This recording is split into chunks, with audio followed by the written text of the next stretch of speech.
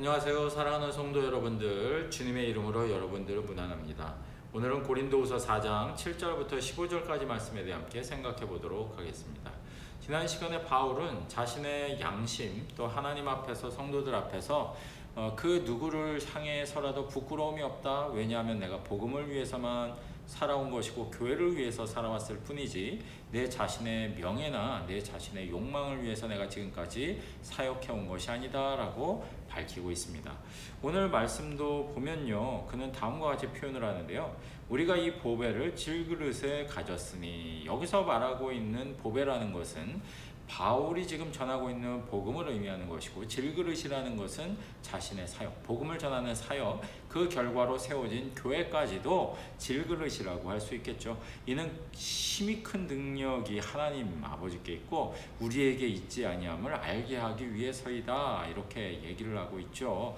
그러니까 복음 사역을 해서 여러 가지 교회들이 세워지고 자신의 사역이 잘 되고 있는 것은 자기의 능력 때문이 아니라 바로 하나님의 능력 때문이다, 예수의 생명 때문이다, 이렇게 초점을 온전하게 잡고 지금 이야기를 하기 시작한다는 것입니다.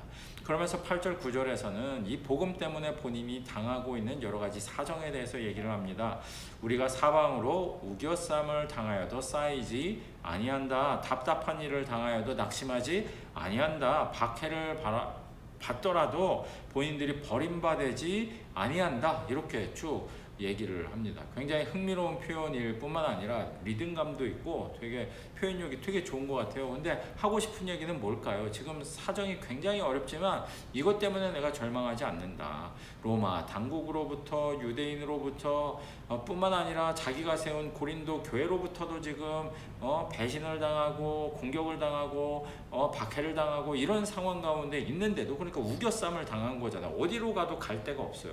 그럼에도 불구하고 바울이 낙심하지 않는다, 이렇게 얘기를 하죠. 왜 그렇습니까? 바로 10절과 11절에 나옵니다. 우리가 항상 예수의 죽음을 몸에 짊어지면 예수의 생명이 또한 우리 몸에 나타나게 하려 함이라. 우리가 지금 고난을 당하는 것 같고 어려움을 당하는 것 같고 억울한 것 같고 그렇지만 이게 우리의 명예와 우리의 이름이 잘 되기 위한 것이 아니라 예수의 생명이 우리 몸 가운데 나타나길 원하는 그 이유 때문이다, 이렇게 얘기를 하고 있는 것이죠. 그래서 사망은 우리 안에서 역사하고 생명은 너희 안에서 역사하느니라. 지금 바울은 고난 가운데 있고 어려움 가운데 있고 절망 가운데 있지만 예수의 복음을 전달받은 고린도 교회는 어떻다는 거예요? 생명 가운데 지금 그들이 거하게 되었다, 이렇게 바울이 얘기를 하고 있다는 것입니다. 참 한결같고 위대하고 정열적인 사람이라는 생각이 들어요. 자기가 그토록 애를 써가지고 고생해가지고 세운 교회면 자기 명예도 높이고 싶고 자기 지위도 높이고 싶고 어떻게 당신들이 나한테 이럴 수 있습니까? 뭐 이런 얘기하고 싶을 텐데 그런 얘기 다 하지 않고 자기 자신을 오히려 질그릇에 비유를 하면서 중요한 것은 뭐냐, 나의 명예나 나의 뭐 그런 주도권이나 이런 게 중요한 게 아니라 정말 중요한 건 예수의 생명과 복음이다, 이렇게 얘기를 하고 있기 때문입니다. 사랑하는 성도 여러분들, 이전 시대의 성도들이 교회로부터 과도한 시간과 물질의 헌신을 요구받았다면 오늘날 이 시대의 문제는 뭐냐면 과도하게 헌신을 안 한다는 게 문제예요.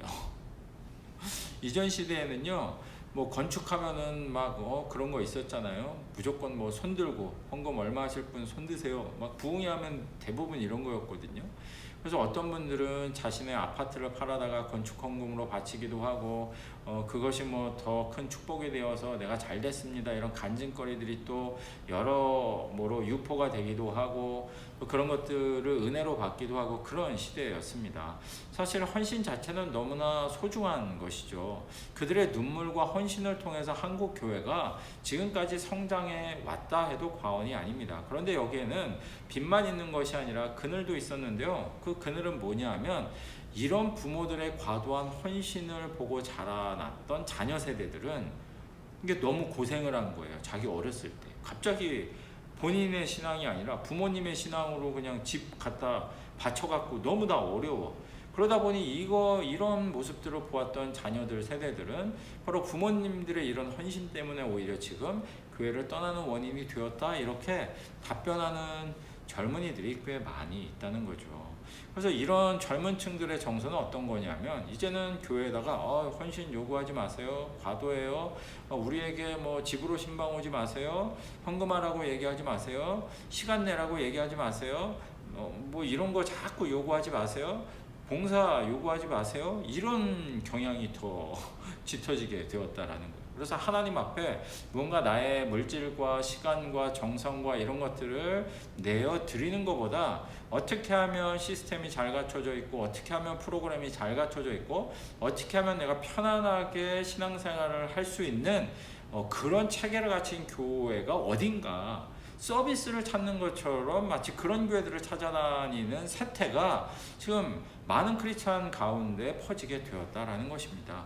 뭐 그렇게 그런 생각을 가지고 있는 사람들이 이제 무조건 나쁘다 이렇게 공격하기보다는 왜 그런 신앙의 조류가 생겨나게 되었는지를 반성적으로 우리가 뒤돌아볼 필요가 있다는 거예요. 하지만 그럼에도 불구하고 저는 여러분들에게 말씀드리고 싶습니다. 여러분들한테 뭐 헌신하세요 막 이러면 말하는 저도 부담스럽고 여러분들도 부담스럽잖아요. 하지만 지금 바울의 모습을 보십시오. 이분 정말 열정적이고 정열적인 사람입니다. 우리 모두는요, 이분의 발톱 끝에 낀 때만도 못한 사람들입니다. 정말로.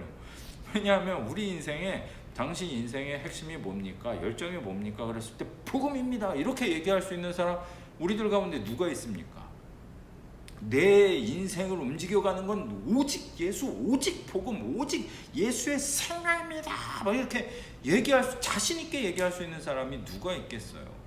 하지만 저는 오늘 이 바울의 모습을 보면서 우리 모두가 이런 사람, 이런 신앙인이 되어지기를 원합니다. 저도 그렇지 못하지만요, 우리 모두가 그런 자리에 갈 수 있도록 간절히 사모하고 기도할 필요는 있다는 거죠. 아예 그냥 격을 나누어서 그건 바울이니까 그렇게 하는 거고 우린 못합니다, 이렇게 해서는 신앙의 성장이 더딜 수밖에 없고 앞으로 나아갈 수 없다는 거죠. 제자리에 멈춰서 있지 마시고 바울처럼 앞에 놓여있는 모델, 표대를 따라서 달려가실 수 있는 저와 사랑하는 모든 성도님들 되시기를 주님의 이름으로 축원드립니다.